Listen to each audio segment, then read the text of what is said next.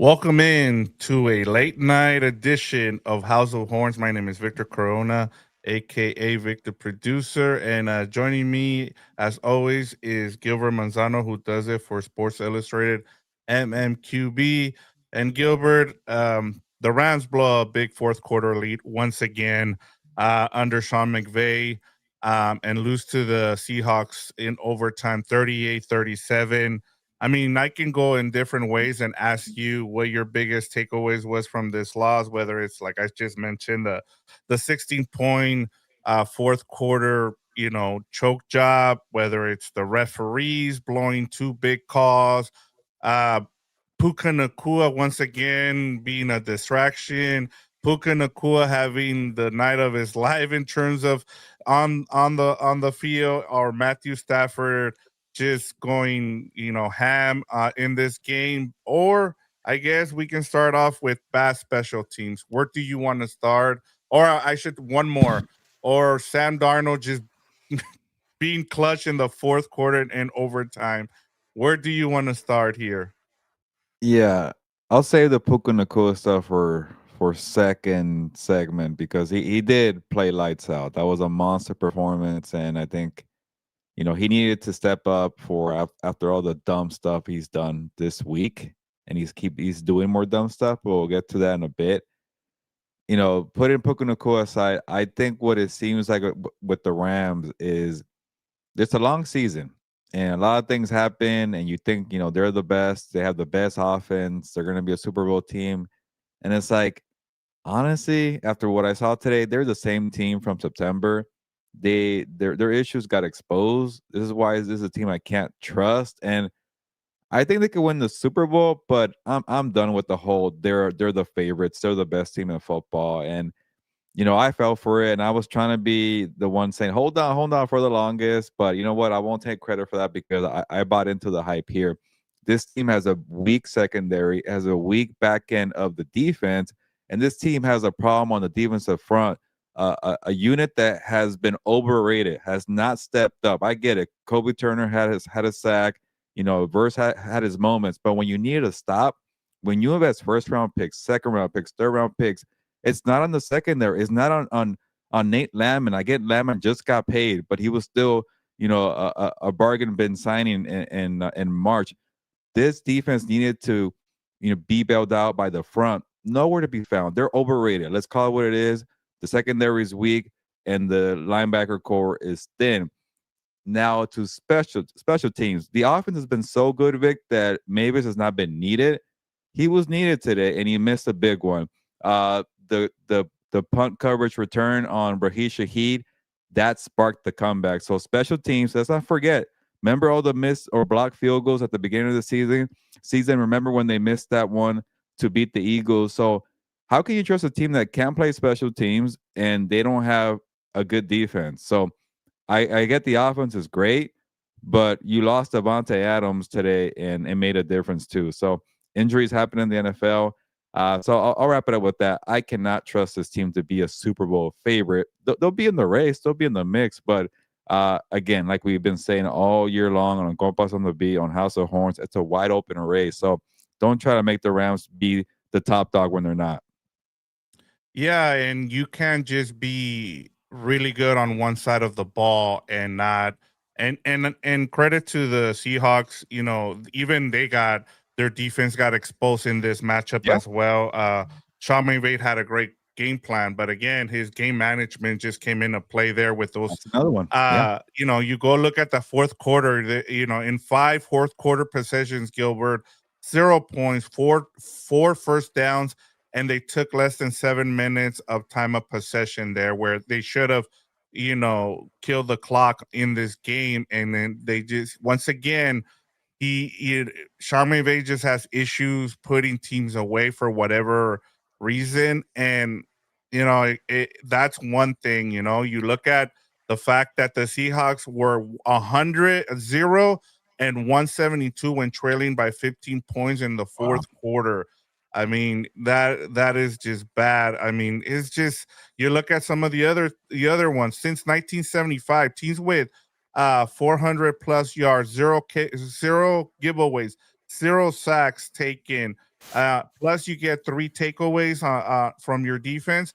They were 79-0 prior to tonight. They're now 79-1. And you mentioned there. Oh, one more there. The Seahawks are only the fifth team in NFL history to convert 3 2-point conversions in the fourth quarter plus overtime. They are the first team to win the game while doing it. So remember too, there's been 2 other games before this one where the team in overtime scores, then the second team gets the ball, they Yeah. score.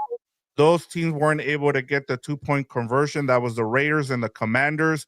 The Seahawks converted theirs in this game. So, I mean, just a bunch of stuff here for the Rams, and they just couldn't convert here. They had plenty of opportunities to win this game, and they just failed to do so. So credit to the Seahawks for staying in it, for not giving up, especially knowing the history that Sean McVay has.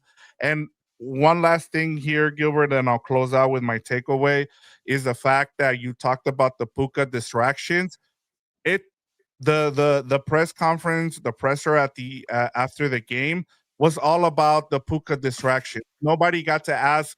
Like I was waiting for, hey, is anybody gonna press McVay about his game management, about some of the decisions he made in the second half, and because of the whole Puka Nacua distractions, we didn't get that. So you let Sean McVay get away with it, and now we just stand here and we're like, well, let's continue to talk about Puka Nacua and the dumb crap he continues to do this week. So that's my Yeah. biggest takeaway there from this game and Yeah. post game. I'm still not ready to get into Puka Nacua, but it was funny watching Sean McVay in a press conference after probably the wildest regular season game of the year, and he's not being asked anything about the game. It's all about Puka Yep. Nacua, which must be annoying and confusing at the same time. Like he probably wants to talk about the game and he wants to let steam out, but he's having to answer dumbass questions about these two streamers who may or may not have been in the facility, and then they're turning to the PR guy and like, were those guys on the facility? And like, it was just like a weird press conference for one of the most wildest games of the season. You can't ask about the 2-point conversion, one of the wildest things I've ever Yeah. seen. I don't know what the hell happened on that play, Vic. Honestly, you might have to break it down because I was writing. Yeah, But so the other thing too, Gilbert, and I'll get into it too. Like, as you said, Puka Nacua also tweeted after the game about, I kind of saying "I told you so" about the Revs, shut which up. again we'll get into after this. But I thought that was a great observation by Matthew Stafford on that 2-point conversion where it was called a lateral. One of the things that I forgot about the rule, Gilbert, is you cannot, inside of 2 minutes, you cannot advance the ball on a fumble. So whatever happens, the ball goes back to wherever that ball was fumbled. And so that's where my confusion is now here. Like I'm not making excuses as to for the Rams as to why they lost this game. Matthew Stafford brings up a great point. Yeah. What is the rule there? Because of what happened between the Raiders and the Chargers in the playoffs, you cannot advance that ball as a fumble. It needs to go back to where it was fumbled. So I don't understand the rule there. And so, and I'm with Matthew Stafford. Somebody needs to explain that rule. The other one too, Gilbert, and I don't know if you caught this, but even the official that was there with NBC says that wasn't an illegal man down the field on that touchdown, that first touchdown by Yeah. Ferguson that got called back. So as great as this game was, there's so much controversy and distraction Mhm. coming out of this game for the Rams. Yeah, it's always something with the officials, and I get That's it. what. Puka Nacua felt like he could talk and be validated, but it wasn't the time, man. Like you were in so much trouble, and you're saying, "See, I told you about the officials," and I don't want to talk about the officials, and we will Yep, get to it. me neither. I don't want to make it the whole big deal because I've gotten, and it's sad. I've gotten to the point where I expect the officials to be bad, consistently bad, where every team in the NFL is going to take a turn being screwed. Even the Kansas City Chiefs will have gotten screwed by the officials. Okay, so Yeah, they're at least consistently bad. I get it, and we for the NFL, players and coaches shouldn't get fined or in trouble for criticizing because they need to do better, and the NFL needs to do better. But that's a story for another day. Uh, And just to tie it back to the whole big picture for the Rams, because again, there was so much to unpack with the game here, and we'll see how much time we got here because it's late. Uh, but it's funny to me because I know the Rams look good. I know Puka Nacua is special. I know Matthew Stafford has been on a heater. The way he carved up a very good defense here, and I don't want to take away anything from the Seahawks. And welcome Seahawks fans if you're watching. We're trying to give you guys good insight on both sides. I know we're more Ram centric, but we're gonna get to all of it here. Uh, but there's just a lot of red flags with this team, Vic. And I said also when they lost to Carolina, it's gonna come and bite them in the ass because I thought I know I've about been that critical. when after this game, Gilbert. Yeah, You said it.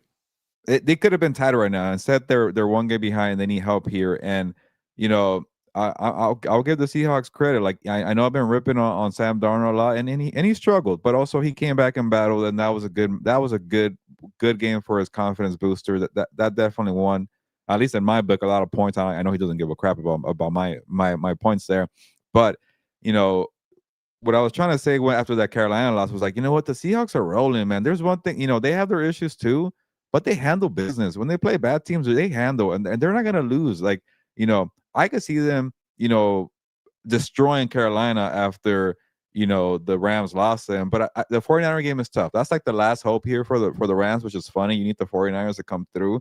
Uh, but the point is, let's go back to Philadelphia where you choked at the end and you had the block kicks there, and then Jordan Davis returns it for one of the wildest finishes in a long time.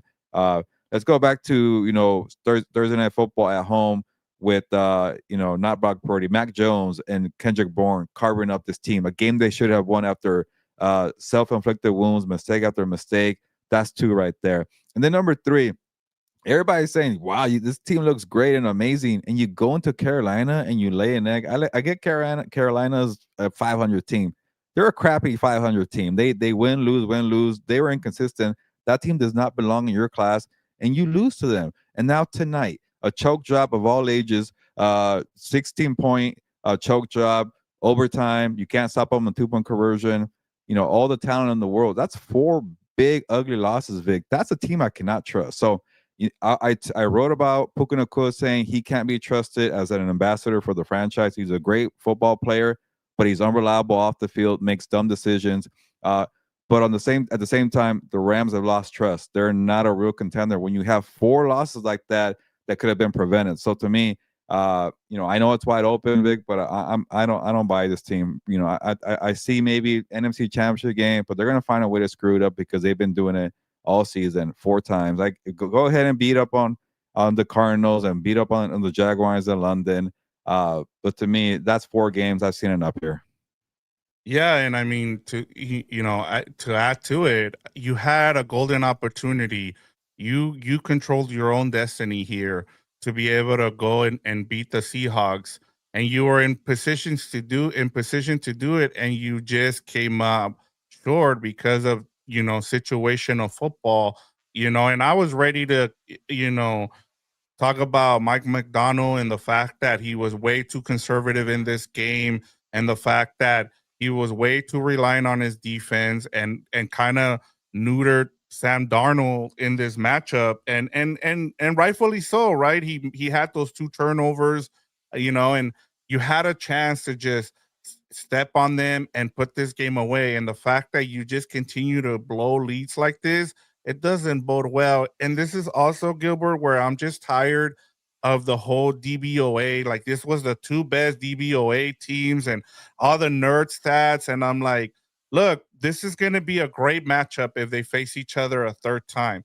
We talked about the same thing last year with the Lions and the Vikings, right? We never got that matchup. I don't see that matchup happening in the playoffs again just because of that. I'm still, like I said, they had a great opportunity, and you, to your credit, you talked about how devastating that Carolina loss was going to be, and now you're in the position where you're having to wait and until week 18. Now you're going to have to play your starters week 18 against the Cardinals. You're going to have to wait on the 49ers hopefully beating the Seahawks at that point. But if the 49ers win out, guess what? They win the division. So even Yeah, with forgot about that, that. you might not even win the division, and now you're going to have to start on the road again. And I get it. Like when in 2021, when you went to the Super Bowl, you started on the road, you got the championship game at home. Cool. But again, like eventually you have to reward your fans for what they've had to endure the last couple of seasons, and yet McVay gets all this praise and he continues to do the same stuff. And so, as much credit as we give McVay, we also have to take a moment to be critical when he doesn't step up in these situations, Gilbert. Yeah, and just to kind of summarize the I guess the big benefit for Seattle winning this game, and I see a comment here. I think it was Mike Katz Herman saying best two teams in the NFL. What a show they put on, and yeah, you can maybe make a case these are the two best teams in the NFL. But guess what? Only one is going to get the number one seed. Only one's going to get home field advantage. Only one's going to get the NFC West title. Only one's going to get to start the playoffs at home. The loser, the Rams, are probably going to start on the road if they don't get any help here. And yeah, they beat them the first time in LA, but this game was so much bigger, Vic, because they couldn't handle business in Carolina. The Seahawks Yeah. have not lost since that game in LA because they handled business. Their Yep. three losses are divisional opponents, very good ones. The Rams, they lost to the 49ers. So I guess the third one was Tampa Bay when they were healthy. So it was a good loss. So when they face inferior competition, they beat them, they choke them out, they don't lose leads, and they suffocate them. So to me, they're gonna handle against Carolina. I'll put all the money in the world for that. The 49ers was gonna be tough because I will not underestimate 49ers, but that's two of the best teams in the NFL going at it.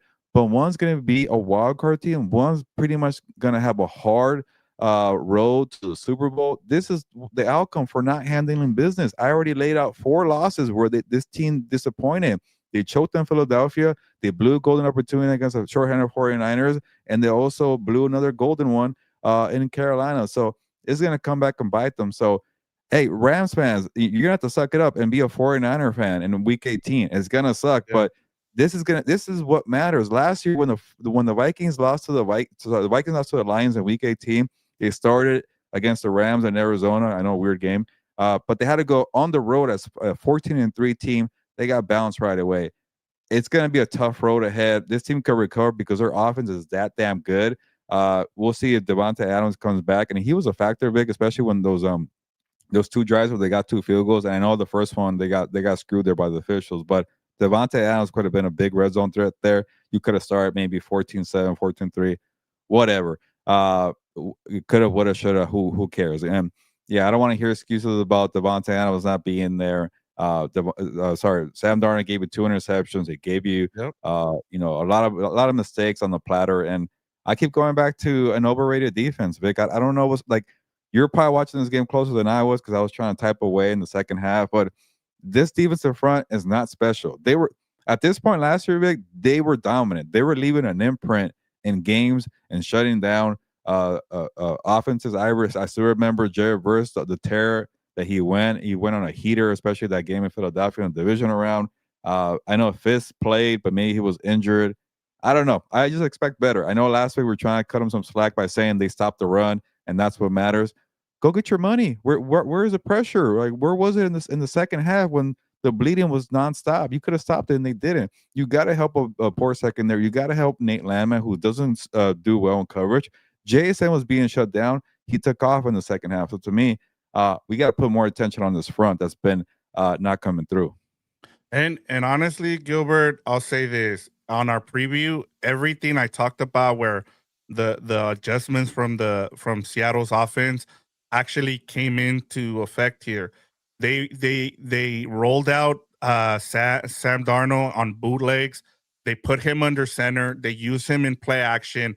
And the other thing was they used the screen game with Cam Walker and I with Ken Walker, and I was and I guess personally here, I had Ken Walker on my fantasy team for most of the season until, of course, the I dropped him this week. But besides the fact, his best game this season was against the Rams, and it was because they used him. They were effectively like, and the other thing that were kind of I was kind of blown away with is that they went away from Ken Walker. He was running the Yeah. ball well, and they will go back to Charbonnet. So I didn't understand that. But in terms of in terms of what they were able to do. They made the adjustments, Gilbert, and Shula had made some good adjustments in terms of confusing Sam Darnold there. He was able to get those two interceptions with some pressure and some simulated pressures, and having some of those guys move in position to where the ball was going to go. So yeah, but outside of that, you're right. They had 4 sacks, which was an improvement over that first matchup where they didn't have none. But like at the same time, Gilbert, Seattle's defense still didn't have a sack in this game. So I mean, Yeah, but you're twice now. right. Like too many mistakes in this game. I go back to special teams. You just cannot be good in one side of the ball and expects to win. And I just think that a lot of that, like, is just it's unfortunate, but that's the Yeah, reality. And when you face good teams like this, those things are going to get exposed, and we saw it. And I now we understand why they didn't trust Mevis to kick any field goals for that reason. And I'll say this one yeah. thing I will say in terms of for McVay is I love the fact that he stayed aggressive in that first half. I don't know what happened in the second half. Yeah, he got a it's funny. I know you were touching on the game management for McVay, but I thought at first he was a little too conservative with the run, and I get it. You want to set the tone. It's kind of like boxing, go for the body punch, and it cost him a couple times on the fourth downs, but he got a few too also. But they were picking them apart with the passing game, with the tight ends down the field. Your guy Mumfield had a play. Xavier Smith had a monster play. Obviously, Puka Nacua had a Ferguson, bunch of like plays. all the guys we Ferguson, mentioned. yeah, so I think once they saw that, like, oh crap, like actually the passing game is working, they kind of went away from the run, which also could be kind of a flaw for McVay. But before I get to Puka Nacua, I do want to Yeah, just we're kind gonna of finish with that, Gilbert. yeah, I want to credit Sam Darnold because he could have easily just kind of packed it in, and he saw he got a gift there from Rashid Shaheed, and he took the opportunity and said, you know what, I'm gonna do my best here. And started working downfield with JSN. And you know, the Seahawks having the number one seed. The thing about this, like, you're not gonna face a Rams offense, maybe in the playoffs. You probably will once, maybe, but you're not gonna face them all the time. So this defense is gonna be okay against pretty much every other team. Like, I'm trying to think of another team, big like they'll be fine against the Bears or the Packers or Eagles. Like Well, the thing the is, the Bears can run the ball. I think that's the one team where I'd be. they can't throw it But I though. get your point. You continue. Sorry. So I think this defense that I think is still special, and I've been critical of them. That's the benefit of getting the number one seed, being at home. Like, you're gonna be okay now. But say you run into the Rams again, now the confidence booster comes in. We beat that team. We were down 16 points. Sam Darnold threw multiple interceptions, and we still beat that team. So Hmm. for the mental edge, like, that's gonna pay off. They're gonna be a very good number one seed. So all the credit in the world to Seattle for handling business after the LA loss. They could have maybe, even when their offense was playing bad, they could have folded a couple times and lost a few leads, and they did not. So good coaching. I know Mike McDonald's a conservative at times, but he has that defensive play. This is their worst defensive performance since that Buccaneers game against Baker Mayfield, and that was like in week 4. So credit to them for doing that. But yeah, they're in such a good spot here. If they beat the 49ers in week 18, I would not be surprised if this team makes it out the NFC. And I can't believe I'm saying that, Vic, because I thought this team was a pretender. But sometimes it's all about the position you gain, how you handle business, and they've done that. Yeah, and I mean, like I said, they have a good special teams. They got 2 of the 3 right now, right? In terms of their kicker is elite. Their defense is really good, unless it doesn't go up against a Yeah. Rams team. And then offensively, they've made strides. And then one more thing with Sam Darnold, he has a chance, Gilbert, to to win 13 games in back-to-back seasons, Gilbert. 5 I think 4 former MVPs have done that. So that just tells They you were where. missing their left tackle today too. Yes, It's I wild. The mean, yeah, Rams it's really do crazy. it here. All right, let's finish up here with Puka Nacua and the whole distraction situation, Gilbert. And You know, like I get it. He's a kid. He's in his early 20s.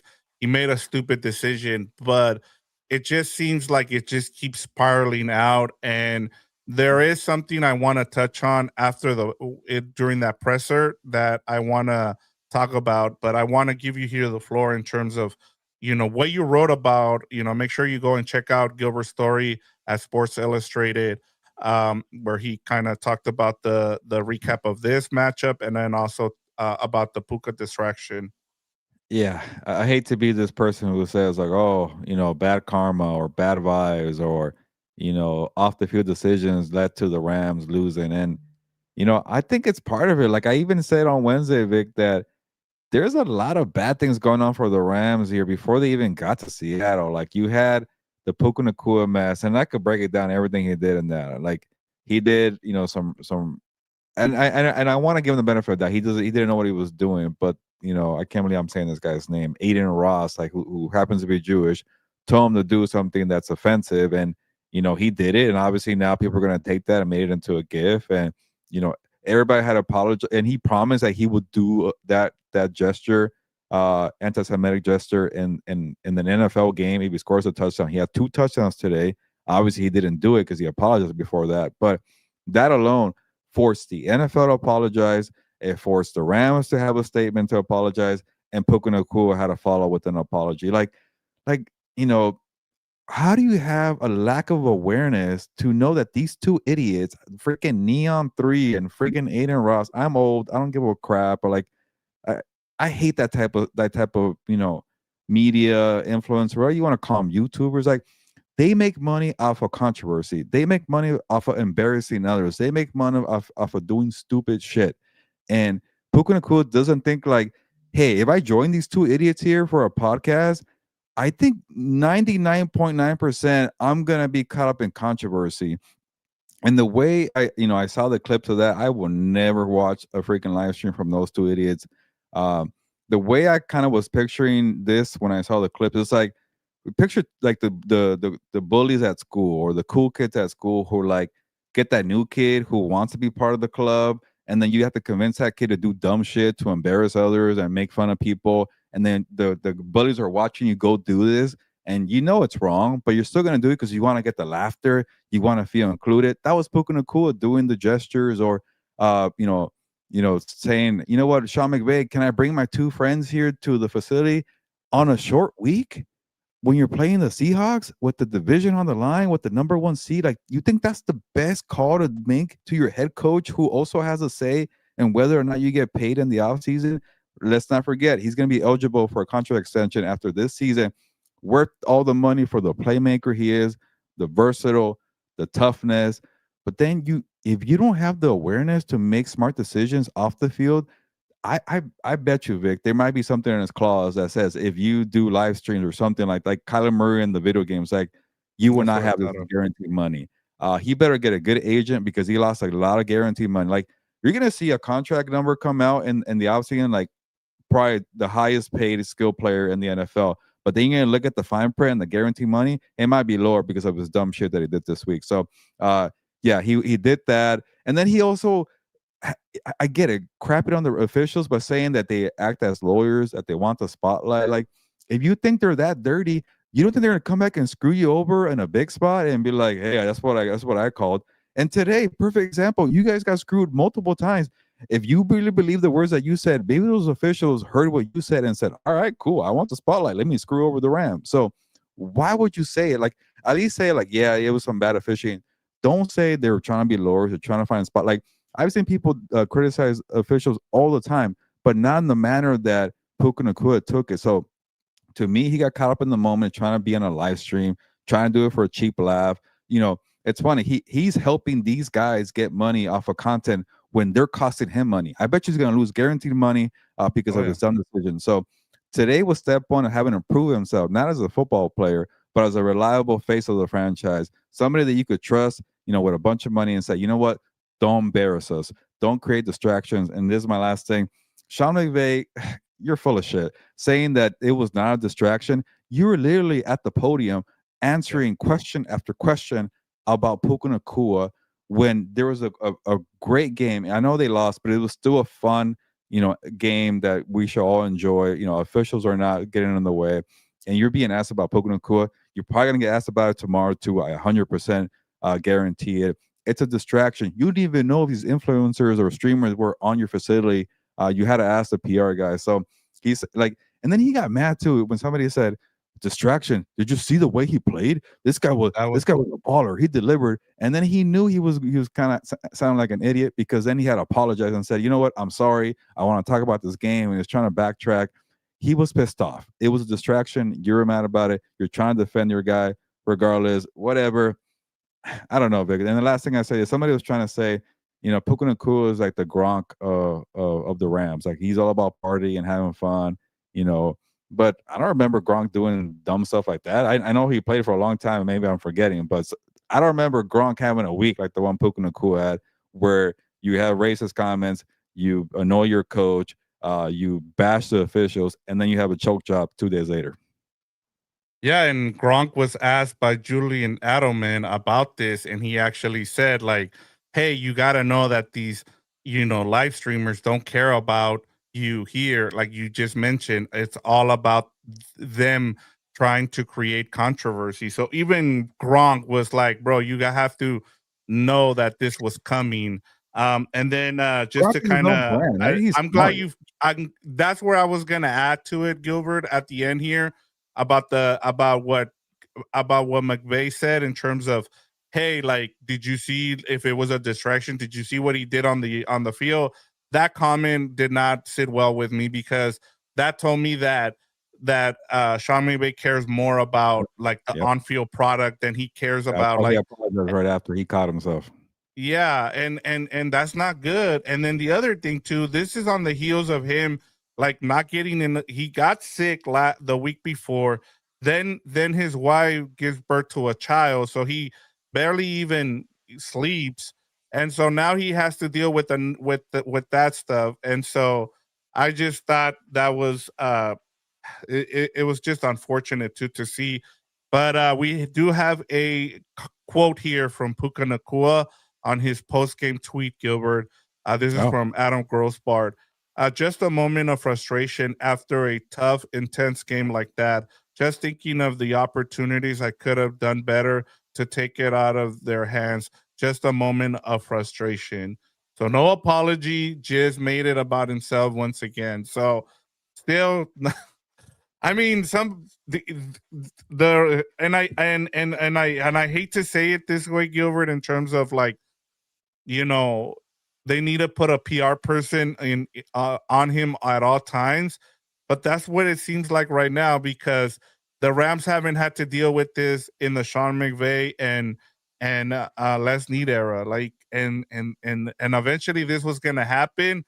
I didn't think it was going to come from Puka Nacua, but unfortunately, this I is didn't where either. we're at, Gilbert.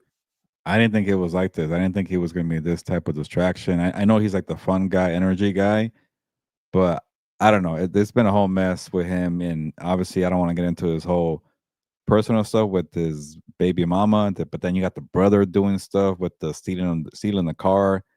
I don't know what's going on with him this year, but he's playing his best football of his career. Like the last 3 game stretch that he's had, freaking monster. Like, the performance that he's been putting, man. He's in a perfect situation with Matthew Stafford and Sean McVay. But if you want to call him the best receiver in football, and I know you said that a while back, and I was like, You know what? I I've changed my mind, but in a different way. He's the best. What is it? Contested ball oh yeah, receiver.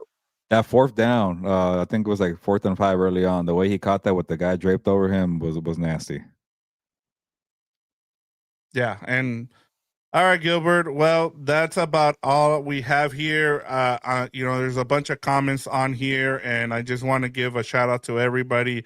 Ike Camacho, uh, uh, Jorge Rodriguez, Robbie Eats, James Wheelock, the Clip Farm. I mean, there's some Seahawk fans in here, so shout out to you guys. You guys, hey, your team won a great game here.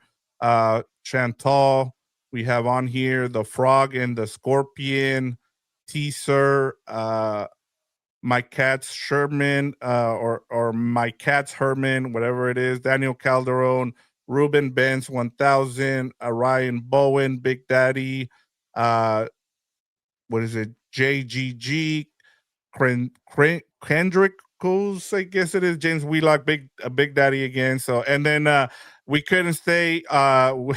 We hopped on way too late that Delbert had to say goodnight Yeah. or before we hopped on here. So, and then I'll share this. I like this, like a boxer in a championship fight who took a couple of rounds off and lose a close one, tough one to swallow there from Delbert Salgado. So, uh, love everybody here in the comments. We'll be back on Tuesday to preview the matchup between the Cardinals. I mean the Rams and the Falcons on Monday for Monday Night Football. So yeah, now Hey, the when are Rams you are doing having to that one? rely on other teams. Gilbert, When are you doing that one, Vic?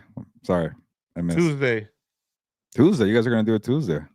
Yeah, are you gone already on Wait. Tuesday? Yeah, Okay. right. Okay. Oh, well, we haven't talked about it, but I thought you were Yeah. gonna do it a different day with Fernando. Oh, okay. No, I haven't. No, that's the Cardinals game. Yeah, you're Okay. jumping ahead. Well, we'll discuss it, but Yeah, we'll because discuss it. But either way, I'll be Tuesday, here for sure. doing it on Tuesday and then having a Monday night game. That's gonna be a long break for the Rams, which is good, maybe good for them. But yeah, because Yeah, we have holiday weekend schedule. Sorry, well, holiday week schedule. So bear with us on the scheduling. But yeah, the Rams go from Thursday to not playing until a Monday. So it's gonna Monday. be 11 days from now, which is a lot of time to think about the loss. And uh I was looking at this at their You're slate right now, right. like I just thought about that. I know what you're saying. Sorry. yeah, but say the Rams are the fifth seed, they probably play Tampa Bay or Carolina. Imagine playing Carolina again. That'd be funny. In the round in the first wild card, they could win that one hopefully. And then they'll play either the Bears or the Eagles. I feel like if things end the way they are. But what I'm trying to say, I want to see this trilogy. I want to see Rams Seahawks in the NFC title game. Hopefully we get it, but it's gonna be a tough road for the Rams if they don't get the help that they need down the stretch. And honestly, Gilbert, they might not even be the fifth seed because what if the 49ers win Yeah. out? Yeah. You What know? are they? Would they be tied if the 49ers win? Yes, going into that game, they would be tied. Ah, yeah. They're yeah, they only have 4 losses. So right now they're tied with the and they just Yeah. jumped them. The 49ers, if they win on Monday night against the Colts, they would jump them in the division as Yeah. well. Better conference record Yep. because they lost to the 49ers, Yeah, this Eagles, was such a Panthers, Seahawks. huge momentum switch, Gilbert. Like this. Yeah. Yes. The I more you mean, think this about is it, why this game was so huge. And yeah. 11 days to think about it, how this game Yep. is going to screw them over. But yeah. Yep. But yeah, thank you for everybody for being on the comments here. I like seeing Seahawk fans, Rams fans. I even see Charger fans. I see names I don't recognize. So I'm glad people are on here, even at almost 11 p.m. Pacific here. Thank you for the patience. This game ended 2 hours ago, and people are still on here. So that was a fun game. I wish I could have enjoyed it more, where I wasn't writing, but I was like looking like they're really gonna blow it. They're gonna blow it. They're gonna blow it. They blew it. I started paying attention more in that overtime, and even that was fun to watch alone. So. And then to see Mike McDonald go for two, cojones on him. Shout out to him because you and I have been saying he's too conservative. So I see one more comment here from a Seahawks lose to the Rams by 2 on a missed field goal after 4 INTs. Rams lose to the Seahawks by 1 after a missed field goal and 2 INTs and a fumble by Seattle. The Rams are a bit lucky. Yeah, they could have probably lost both here. So yeah, I want to see this matchup for a third time. So let's see if both teams can handle business and meet each other in the NFC title game. Probably in Seattle, but you never know. But let's get out of here. Victor has to go to sleep. I got to go to sleep. But on that note, vamos, pues, vámonos.